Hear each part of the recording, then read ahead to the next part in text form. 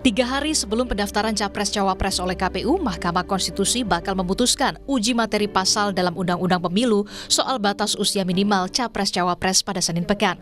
Sejumlah orang sebelumnya menggugat batas usia Capres-Cawapres dari minimal 40 tahun menjadi 35 tahun. Pakar Hukum Tata Negara STHI Jentera Bivitra Susanti berpandangan soal syarat usia Capres-Cawapres bukanlah kewenangan MK sebagai lembaga yudikatif, melainkan masuk ranah DPR dan pemerintah. Bilang, batas usia itu bukan isu konstitusional, jadi harus diselesaikannya melalui pembentukan undang-undang. Nah, itu yang dikatakan dengan open legal policy atau kebijakan hukum terbuka. Karena kita harus ketat untuk melihat bahwa Mahkamah Konstitusi itu lembaga yudikatif.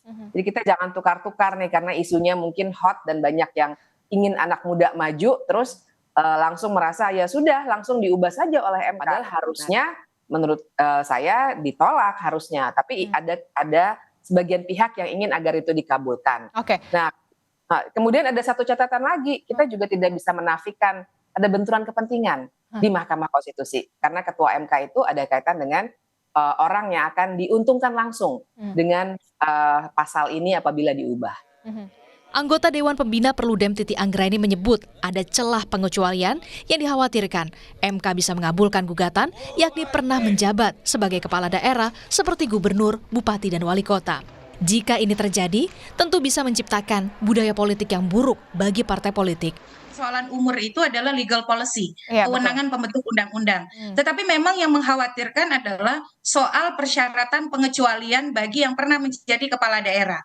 Memang secara faktual ini rumpunnya sama-sama eksekutif. Jadi ini mestinya jadi koreksi berat bagi para elit kita soal political culture dan budaya politik gitu. Karena itulah yang paling melemahkan praktik demokrasi kita. Mesti kan semua orang sabar ya. Mengikuti proses di Mahkamah Konstitusi. Meski putusan uji materi usia Capres-Cawapres berada di tangan MK, namun isi dari pasal itu dalam Undang-Undang Pemilu tahun 2017 diketok dalam rapat paripurna DPR dan pada akhirnya diundangkan oleh Presiden. Saat ini putusan MK sangat dinanti karena hanya berjarak 3 hari sebelum hari pertama pendaftaran Capres-Cawapres. Tim Liputan, Kompas TV.